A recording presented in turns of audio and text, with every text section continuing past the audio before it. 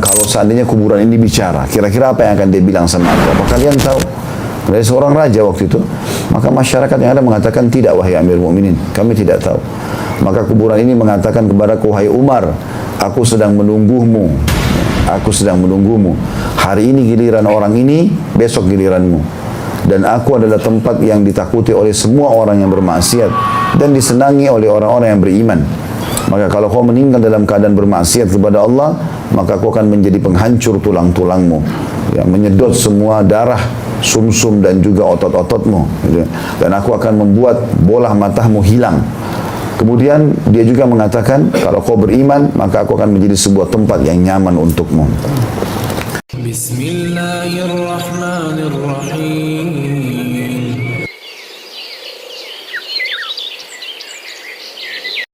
Pada pagi ini insyaAllah semoga Allah berkahi, kita akan lanjutkan hadis agung tentang sekarat atau sakarat, ya, keluarnya ruh dan penjelasan tentang keadaan muslim dan kafir saat itu. Teman-teman sekalian, kita sudah tahu sama-sama dan harus kita yakini, kita akan berpindah alam ke alam akhirat, dan dunia ini cuma sebentar, pasti akan berlalu semuanya. Bukankah sudah banyak orang-orang sebelum kita yang kaya, yang miskin, yang sehat, yang sakit, laki-laki, perempuan, dari turunan suku manapun di muka bumi dari anak Adam sudah meninggal dunia. Dan proses itu terus akan berjalan sampai seluruh manusia di muka bumi ini meninggal dunia. Berarti kita pun akan melalui hal yang sama. Hanya saja bagi orang beriman, kematian adalah sebuah kebahagiaan bagi dia, karena dia berpindah kepada alam abadi. Dan di sana ada tempat yang abadi juga, yang dikenal dengan surga, yang akan dia nikmati, tidak akan pernah bisa disamakan dengan kehidupan dunia. Sehebat apapun nikmat yang ada di dunia ini, maka hanya sangat kecil dibandingkan di akhirat. Allah banyak menyebutkan dalam Al-Quran tentang masalah itu. Di antaranya, wa mal hayatud dunya illa mata'ul ghurur. Kehidupan dunia itu hanya kehidupan yang menipu saja. Dalam ayat yang dikatakan, wal akhiratu lahiyal hayawan. Sesungguhnya akhirat itu lebih kekal. Juga wal akhiratu khairun wa abqa. Akhirat itu lebih baik dan juga lebih kekal, dan seterusnya. Banyak sekali ayat yang Allah Subhanahu wa taala berikan perumpamaan kepada kita. Oleh karena itu orang mukmin melalui hidup dunia ini, apapun yang dia lalui, dia tahu dia akan meninggalkannya, sehingga tidak perlu dia berlarut-larut dalam kesedihannya. Dia sudah tahu kalau ada nikmat dia bersyukur, kalau ada cobaan dia bersabar sambil mencari jalan keluar. Dengan penuh keyakinan dia akan menuju ke alam akhirat yang abadi. Dan ini akan membawa kepada satu hal kebahagiaan atau kebahagiaan yang abadi juga, karena kita tahu, oh ternyata ini hanya sebentar. Sampai pada puncak orang yang tercinta pun meninggal, atau mungkin ada harta yang banyak hilang, semua itu juga sifatnya duniawi saja. Tetap akan kita mendapatkan yang terbaik di akhirat. Hubungan kekerabatan di dunia akan berlanjut di akhirat selama sama-sama tiketnya iman dan amal soleh. Begitu juga bagi orang kafir sebaliknya, mereka malah bersenang-senang di dunia ini, menghabiskan semuanya di dunia ini, dan subhanallah polanya hampir sama. Mereka masa kanak-kanak melalui kemudian meranjak dewasa, lalu kemudian hidup bebas, mabuk-mabukan. Sebagaimana kita tahu, umur 18 tahun mereka sudah boleh seks bebas, mereka boleh minum khamr, dan itu berjalan hampir sama. Sampai nanti mereka sudah tua, maka mereka masuk ke panti jompo, atau sudah tidak terurus lagi oleh orang tua anak-anaknya masing-masing, sampai pada tingkat ada di antara mereka yang anak-anaknya memasukkan orang tua di panti jompo dan tidak pernah mengetahui lagi tentang orang tuanya, cukup transfer uang, ya, sampai meninggal pun diminta agar diurus prosesi pemakamannya dengan uang. Jadi sudah hidup mandiri masing-masing, gitu. Dan itu yang terjadi di negara-negara orang non-muslim, hampir semuanya sama. Dan pola hidup inilah yang dianggap paling baik bagi mereka. Kita orang Islam sudah harus ambil pelajaran dari situ. Ternyata cuma sebatas itu kehidupan dunia. Kebahagiaan kita teman-teman sebagai orang beriman, karena di dunia kita boleh nikmati. Sebagaimana mereka makan, kita makan. Sebagaimana mereka minum, kita minum. Mereka tidur, kita tidur. Mereka menikah sehingga menikmati biologis dan punya keturunan juga. Kita sama. Tapi bedanya, kita memiliki batasan. Halal dinikmati, haram ditinggalkan. Dan di akhirat juga setelah meninggal kita dapat yang terbaik. Orang-orang kafir tidak punya kontrol mana baik, mana tidak baik, karena mereka tidak mengenal halal haram. Dan di akhirat juga mereka akan masuk ke dalam api neraka. Sehingga memang kebahagiaan ada pada orang-orang beriman. Termasuk pada saat prosesi menghadapi keluarnya ruh atau kematian, ya, berpisahnya dari dunia ini. Hadisnya hadis sahih, disebutkan dari Al-Bara ibn Azib radhiyallahu anhu. Dia menuturkan, kami pernah keluar bersama Rasulullah SAW mengantar jenazah seorang Ansar hingga kami sampai di kuburan. Ketika dikuburkan, Rasulullah SAW duduk dan kami pun duduk di sekitarnya, seolah-olah di atas kepala kami ada seekor burung dan tangan beliau memegang sepotong kayu yang mencungkil tanah. Jadi waktu itu prosesi penguburan sudah selesai, Nabi SAW duduk dulu, tidak berbicara apa-apa, dan di atas kepala para sahabat kesannya langit jadi cerah dan ada burung. Lalu Nabi SAW mencungkil-cungkil tanah dengan kayu. Lalu beliau mengangkat kepalanya ke arah langit seraya berucap, berlindunglah kepada Allah dari azab kubur. Beliau mengucapkannya 2 atau 3 kali. Kemudian beliau juga bersabda, apabila seorang hamba mukmin terputus dari dunia, telah meninggal dan menuju akhirat, maka datanglah kepadanya para malaikat dari langit yang berwajah putih, seolah-olah wajah mereka adalah matahari. Mereka membawa kain kafan dari surga dan wewangian dari surga, hingga mereka duduk di dekatnya sejauh mata memandang. Kemudian malaikat maut datang hingga duduk di sisi kepalanya. Ini sudah pernah saya kasih gambaran. Jadi di kiri kanannya malaikat kasih sayang membawa kain kafan dari surga dan wangi-wangian dari surga. Malaikat maut di ubun-ubun kepalanya. Seraya mengatakan malaikat maut kepada orang yang akan meninggal tadi, keluarlah wahai jiwa yang baik kepada pengampunan dan keridhaan Allah. Lalu keluarlah jiwanya mengalir sebagaimana tetesan air mengalir dari mulut teko. Lalu malaikat maut mengambil ruhnya. Ketika dia telah mengambilnya, dia tidak melepaskannya di tangannya sekejap mata pun, sehingga mereka mengambilnya, lalu mereka meletakkannya dalam kafan dan pada wewangian yang dari surga tersebut. Dari ruh tersebut keluar aroma kasturi paling harum yang ditemukan di permukaan bumi. Kemudian mereka membawa naik ruh itu. Setiap kali mereka melewati para malaikat di langit, mereka pasti atau para malaikat bertanya, ruh siapakah yang harum ini? Maka para malaikat yang membawanya mengatakan Fulan bin Fulan dengan sebaik-baik namanya yang mereka sebut di dunia. Hingga mereka sampai di langit atau ke langit dunia, lalu mereka meminta agar dibukakan untuknya pintu, lantas dibukakanlah untuk mereka. Ia atau ruh tersebut diiringi dari tiap-tiap langit oleh para malaikat yang dekat kepada Allah hingga ke langit berikutnya, sehingga berakhir di langit ketujuh. Jadi ruh ini diiring-iringi atau diikuti oleh para malaikat-malaikat. Maka Allah Azza wa Jalla berfirman, tulislah buku catatan amal hambaku ini di Illiyin dan kembalikan dia ke bumi. Illiyin maksudnya penghuni surga. Sebab darinya lah, dari bumi itu, dari Allah SWT suruh kembalikan ruhnya ke bumi, sebab dari bumi itulah aku menciptakan mereka, di dalamnya aku mengembalikan mereka, dan darinya aku mengeluarkan mereka kembali atau dibangkitkan. Lalu beliau SAW melanjutkan, lalu ruhnya dikembalikan ke jasadnya. Kemudian 2 orang malaikat mendatanginya dan mendudukannya di kuburan. Lalu mereka berdua mengatakan, siapa Rabbmu? Dia menjawab, Rabbku adalah Allah. Keduanya mengatakan, apa agamamu? Lalu orang itu mengatakan, agamaku Islam. Lalu kedua malaikat mengatakan lagi, siapakah lelaki yang diutus di tengah kalian? Maka dia pun menjawab, dia adalah Rasulullah atau utusan Allah. Keduanya lalu bertanya lagi, apa pengetahuanmu tentang apa yang telah kamu katakan itu? Maksudnya dari mana sumbernya? Kalau kamu tahu agamamu Islam, ini adalah utusan Allah, Nabi Muhammad SAW. Maka dia menjawab, aku membaca kitab Allah, lalu aku mengimaninya dan membenarkannya. Lalu para penyeru dari atas langit, atau ada suara dari langit mengatakan, hambaku benar, maka hamparkanlah untuknya permadani dari surga, dan berilah pakaian dari surga, dan bukakanlah untuknya pintu menuju surga. Rasulullah SAW melanjutkan lagi sabdanya, sehingga bau dan wangi surga sampai kepadanya, serta dilebarkan untuknya di kuburnya atau kuburannya menjadi lebar sejauh mata memandang. Kemudian datanglah sosok yang berwajah rupawan, berbaju bagus dan beraroma wangi, seraya mengatakan, bergembiralah dengan apa yang menggembirakanmu. Inilah hari yang dijanjikan untukmu atau kepadamu. Dia bertanya kepadanya, siapa kamu ini? Wajahmu, maksudnya si mayit bertanya kepada orang itu. Karena wajahmu adalah wajah yang datang dengan membawa kabar baik. Maksudnya bagus sekali, bersih, rapi, wangi. Lalu dia menjawab, aku adalah amal solehmu. Dia mengatakan, wahai Rabbku, kata si mayit ini, tegakkanlah hari kiamat. Maksudnya segera datangkan hari kiamat agar aku bisa kembali kepada keluargaku dan hartaku. Maksudnya akan bertemu dengan orang-orang yang aku cintai dan hasil-hasil amal solehku. Itu yang dimaksud dengan hartaku. Beliau melanjutkan, sebaliknya, ini tentu tentang lanjutan hadis masalah orang kafir ya.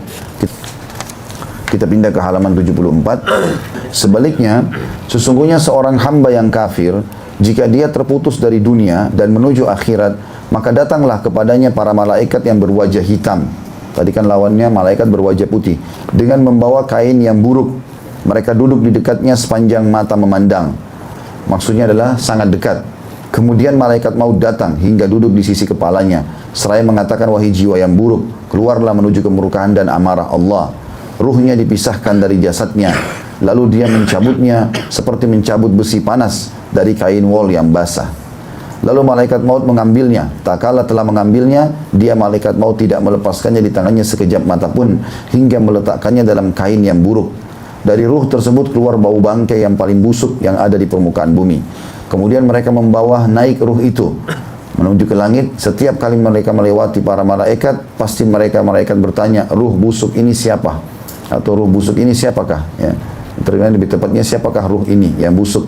Mereka menjawab, ini Fulan bin Fulan, dengan seburuk-buruk nama yang dengannya dia disebut di dunia. Hingga sampai ke langit dunia, ketika dimintakan supaya dibukakan pintu langit untuknya, maka tidak dibukakan untuknya. Kemudian Rasulullah SAW membaca firman Allah yang berbunyi, atau terjemahannya, tidak dibukakan untuk mereka pintu-pintu langit, dan tidak pula mereka masuk surga hingga unta bisa masuk ke lubang jarum. Artinya mustahil. Lalu Allah juga berfirman, tulislah buku catatan amalnya dalam sijjin, di bumi yang terbawah. Sijjin adalah neraka.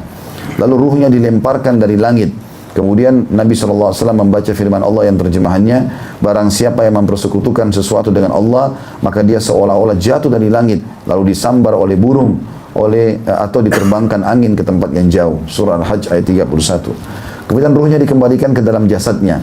Lalu dua malaikat datang kepadanya lantas mendudukkannya seraya bertanya kepadanya, siapa Rabbmu? Maka dia menjawab, aku tidak tahu. Keduanya bertanya kepadanya, apa agamamu? Lalu dia menjawab, aku tidak tahu. Keduanya bertanya lagi kepadanya, siapa orang yang diutus di tengah-tengah kalian? Maka dia menjawab, aku tidak tahu. Kemudian berserulah penyeru dari langit bahwa dia berdusta. Sebenarnya dia tahu, dia dengar. Lalu dibentangkan untuknya permadani dari api neraka, dan dibukakan untuknya pintu menuju neraka, sehingga panas serta racunnya datang kepadanya, dan kuburnya menghimpitnya sehingga tulang-tulang rusuknya berantakan. Lalu datang kepadanya sosok yang berwajah buruk, berpakaian buruk, dan berbau busuk, seraya mengatakan, bergembiralah dengan apa yang menyakitkanmu, inilah hari yang dijanjikan atau diancamkan kepadamu. Lalu dia berkata, siapakah kamu ini? Wajahmu adalah wajah yang datang membawa kabar buruk. Maka dia pun menjawab orang yang baru datang tadi, aku adalah amal burukmu. Lalu orang si mayit mengatakan, wahai Rabb, jangan tegakkan hari kiamat. Maksudnya jangan sampai kiamat terjadi karena tidak ingin menuju ke neraka. Hadis ini sahih diriwayatkan Ahmad dan juga Abu Daud. Tentu hadis ini cukup panjang teman-teman sekalian, tetapi banyak sekali pelajaran yang bisa diambil dari hadis ini. Yang pertama yang diambil pelajaran dari hadis ini adalah dianjurkannya seorang muslim ikut mengantar jenazah. Ikut mengantar jenazah. Karena ini memang sunnah Nabi SAW. Di antaranya hadis yang berbunyi, siapa yang mensolati jenazah, maka dia akan dapat satu qirat, satu gunung pahala. Kemudian siapa yang mengantar jenazah sampai dimakamkan, maka dia juga akan mendapatkan satu qirat. Sempat sahabat bertanya, Rasulullah, apa itu satu qirat? Kata beliau, seperti gunung Uhud. Seperti gunung Uhud. Ya. Jadi memang ada anjuran, ada motivasi untuk itu. Baik jenazah itu kita kenal atau tidak kenal. Jadi kalau teman-teman lagi sholat di satu masjid, ada jenazah lagi disolati, ikut saja. Kalau kuburan dekat situ, ikut juga ke kuburan. Karena itu pahalanya 2 gunung pahala. Kalaupun cuma bisa sholatnya nggak masalah, tapi dapat 1 gunung saja pahala. Kemudian juga yang kedua pelajaran adalah dianjurkan agar orang-orang yang merupakan tokoh agama, kalau ikut hadir, mereka sebelum manusia bubar memberikan wasiat dan nasihat. Karena Nabi SAW di sini memberikan nasihat kepada mereka. Dan membuka nasihatnya dengan mengatakan, berlindunglah kepada Allah dari siksa kubur. Berlindunglah kepada Allah dari siksa kubur. Berlindunglah dari Allah dari siksa kubur. 2 sampai 3 kali. Lalu mulailah Nabi SAW menceritakan tentang keadaan keluarnya ruh orang mukmin dan orang kafir. Jadi intinya, manfaat yang kedua atau faedahku dari hadis adalah bagaimana seorang alim atau tokoh agama yang hadir pada pemakaman itu menasihati orang-orang sebelum bubar. Dan ini juga kata ulama, pengaruhnya lebih besar dibandingkan kalau seperti sekarang kita bicara masalah jenazah. Di dalam satu rumah, beda keadaannya dengan kalau di depan kuburan, orang menyaksikan itu, maka tentu lebih berbekas. Ya. Apalagi orang-orang jenazah yang baru diantar ini, orang yang dikenal, mungkin kemarin makan bersama, jalan bersama, gitu kan. Atau mungkin memiliki usaha yang sama, tadinya sempat melalui juga suka duka hidup dari senang dan sedih, dan seterusnya. Maka ini jauh lebih berbekas tentunya. Sekarang saja kita di ruangan sini membaca ini, tentu tetap aja sentuhan, ada sentuhan ilahi atau wahyu yang bisa membuat kita khawatir kalau seandainya kita termasuk orang-orang kafir dan membuat kita gembira kalau kita orang-orang beriman. Maka bagaimana dengan kondisinya kalau di depan kuburan? Maka ini momen-momen yang harus dimaksimalkan untuk mengingatkan manusia. Begitu juga yang dilakukan oleh para salafus saleh. Jadi bukan cuma sekedar Nabi SAW memberikan contoh begini, tapi memang dipraktikin oleh para sahabat, para tabi'in. Mereka paling suka melakukan peringatan-peringatan di kuburan. Jadi setiap kali ada kuburan lewat, maka mereka langsung mengingatkan masyarakat di sekitar situ bahwasanya ini adalah kematian yang pasti didatangi, dan dengan beragam macam nasihat yang terjadi. Yang pernah saya sampaikan seperti Umar bin Abdul Aziz rahimahullah, beliau pernah melewati atau ngantar jenazah masyarakat waktu dia jadi raja, maka sebelum bubar dia mengatakan, apakah kalian tahu kuburan ini berbicara apa dengan aku? Jadi seakan-akan dia mau memberikan nasihat. Dia bilang kalau seandainya kuburan ini bicara, kira-kira apa yang akan dia bilang sama aku? Apa kalian tahu? Dari seorang raja waktu itu. Maka masyarakat yang ada mengatakan, tidak wahai Amir Mu'minin, kami tidak tahu. Maka kuburan ini mengatakan kepadaku, wahai Umar, aku sedang menunggumu. Ya, aku sedang menunggumu. Hari ini giliran orang ini, besok giliranmu. Dan aku adalah tempat yang ditakuti oleh semua orang yang bermaksiat dan disenangi oleh orang-orang yang beriman. Maka kalau kau meninggal dalam keadaan bermaksiat kepada Allah, maka kau akan menjadi penghancur tulang-tulangmu, ya, menyedot semua darah, sumsum dan juga otot-ototmu, gitu. Dan aku akan membuat bola matamu hilang, ya. Kemudian dia juga mengatakan, kalau kau beriman, maka aku akan menjadi sebuah tempat yang nyaman untukmu. Maka Abu Umar pun sambil menangis rahimahullah, dan orang-orang sekitarnya pun menangis, karena ini pelajaran yang bisa diambil. Dan sekian banyak contoh-contoh dari para salafus saleh bagaimana mereka memaksimalkan kuburan untuk menjadi peringatan. Itu juga sabda Nabi SAW. Kafa bil mauti dzakira, kata Nabi SAW, cukuplah mati menjadi peringatan bagi seseorang. Ya. Saya dulu, kata Nabi SAW, kuntu nahitukum an ziyaratil kubur. Dulu di Mekah aku larang kalian ziarah kubur. Fazuruha, sekarang ziarailah. Ya, fa inna tudzakkirul akhirah, karena dia akan mengingatkan masalah akhirat. Ya. Jadi perlu teman-teman, kalau yang merasa sudah hatinya keras, ya, hidupnya cuma terisi dengan hal-hal yang kosong, maksiat kepada Allah, lihat kuburan, datang, dan sadarilah orang-orang di kuburan itu sama dengan kita. Dulu punya angan-angan banyak, ya, punya harapan sama dengan kita. Masa anak-anak bermain, masa remaja kemudian mereka melalui sama semuanya. Kumpul sama teman-teman, kemudian mulai menikah, punya anak, suka dukanya semua dilalui, sakit, sedih, senang, segala macam, sampai akhirnya mereka meninggal juga. Dan kita semua akan seperti itu. Ya. Islam mengajarkan kepada kita, sadarilah kita akan kembali. Ada seorang ibu di Irak, terkenal sekali, dia selalu, rumahnya dekat pasar. Setiap kali pasar mau tutup di sore hari, ibu ini selalu teriak-teriak sambil mengatakan, wahai muslimin, ingatlah hari pulang. Wahai muslimin, ingatlah hari pulang. Itu saja. Di keliling pasar ucapin kalimat itu.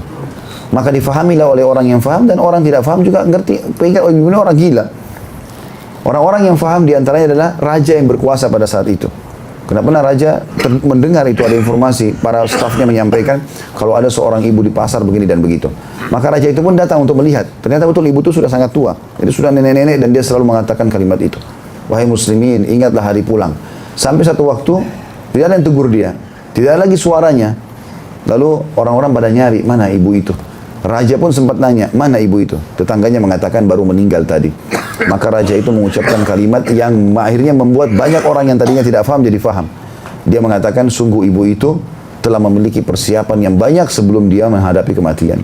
Artinya kalimat dia itu, ya, ingatlah hari pulang, artinya sekarang siapkan. Kalau buat dosa hari ini taubat, kalau buat amal saleh maka pertahankan keesokan harinya gitu. Dan sekian banyak kisah yang berhubungan dengan masalah-masalah seperti ini. Jadi butuh nasihat-nasihat. Sebagian kaum salaf teman-teman ada yang menggali liang lahat di belakang rumahnya, kotak saja, untuk membuat, ya, menyadarkan diri dia. Jadi sebelum tidur malam dia masuk ke situ, duduk beberapa saat. Setelah itu dia keluar, lalu kemudian dia tidur. Maka dengan itu dia tidak pernah ketinggalan sholat tahajud. Dia selalu mengingat masalah itu. Tentu ini bukan menakut-nakuti diri kita, tapi fakta yang akan kita laluin. Ya, dan seseorang yang tahu kalau dia akan menuju kematian dan dia punya persiapan, dia lebih tenang. Ya. Orang kalau tahu dia akan pindah ke rumah baru, kemudian rumah baru itu sudah dipersiapkan baik-baik, ya, sudah ditata, sudah dibangun dengan lebih bagus dari rumah dia sebelumnya, maka pada saat dia dibutuhkan pindah, dia akan pindah. Pernah ada seseorang khalifah bertanya kepada seorang ulama, kalau saya tidak salah ini Salamah bin Dinar. Pertanyaannya, kenapa kita ini benci dengan mati dan suka dengan dunia? Jadi dunia ini kita terus kejar, seakan-akan tidak ada akhirnya, dan kita takut sekali mati. Kalau sudah dengar kematian, ketakutan. Kalau sakit sedikit sudah merasa nanti kalau mati gimana. Maka kata jawaban beliau luar biasa. Beliau mengatakan karena kalian memperbaiki dunia kalian dan kalian merusak akhirat kalian. Andai saja kalian punya persiapan untuk akhirat, kalian tidak akan takut mati. Dan sederhana, azan, sholat. Cari pendapatan, pergaulan, ya, semuanya yang halal, jauhi yang haram.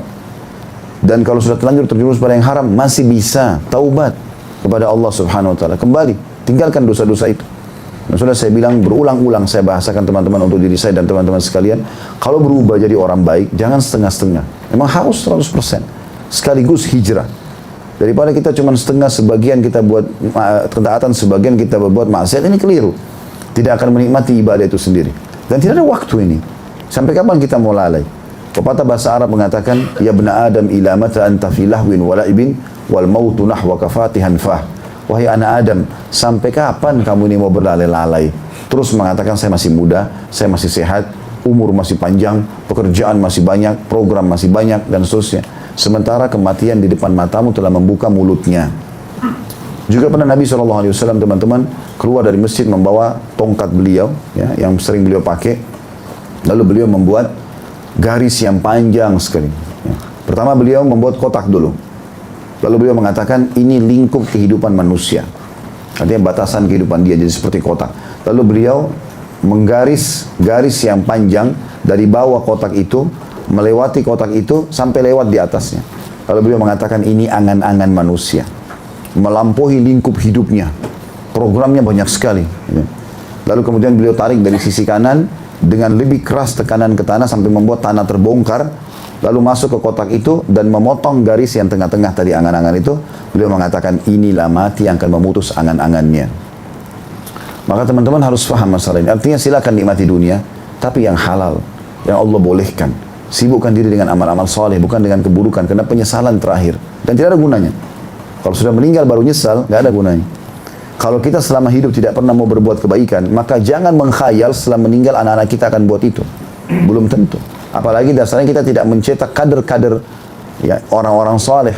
Kita biarkan anak kita lalai, bergaul bebas, tidak apa-apa nak, masih muda, silahkan. Ayah dan ibu juga dulu begitu, mewariskan keburukan. Bagaimana kita harapkan dia akan bangunkan kita masjid, dia beristighfar. Kalaupun dia lakukan, berapa banyak yang dia lakukan? Kenapa nggak kita lakukan selama kita hidup? Mumpung kita masih hidup. Para ulama mengatakan hari lalumu telah berlalu. Kalau itu kebaikan, bersyukurlah. Kalau itu keburukan, bertaubatlah. Masih hidup. Hari ini milikmu, maksimalkan dia. Dan hari esok hanya angan-angan dan program. Maka buat, tapi itu belum tentu kamu jangkau. Maka maksudnya adalah maksimalkan hari ini yang kita miliki. Bubar dari pengajian sebentar, apalagi nih, ya, amal soleh yang kita kerjakan. Jangan setelah bubar dari pengajian, maksiat lagi kepada Allah Subhanahu wa taala. Kembali lagi kepada pergaulan yang tidak benar, kembali lagi pada pendapatan yang haram. Maka tanggung jawabnya berat, ya. Bisa saja teman-teman, bukan bisa saja, memang benar. Hadirnya kita di majelis begini, saya pun mengucapkan dengan lisan saya, teman-teman mendengarkan dengan kupingnya masing-masing. Ini Allah Subhanahu wa taala yang mudahkan. Saya kadang-kadang mengucapkan kalimat belum tentu saya bisa menyusunnya seperti ini, tapi terlintas di benak saya, oh ya ucapkan ini. Terlintas lisan saya dan itu semua dengan izin Allah terucapkan. Bapak Ibu juga mendengarkan dengan kupingnya, maka tersentuh di hatinya. Ini semua Allah Subhanahu wa taala menginginkan kebaikan buat kita. Harusnya kita ambil pelajaran, tentu bermula dari saya yang mengucapkan dan juga teman-teman yang ambil manfaat itu. Saya merasa pada saat saya hadir di pengajian, saya merasa saya manfaat pertama buat diri saya merasa saya sedang mencas iman saya sendiri. Begitu juga dengan orang-orang yang mendengarkannya.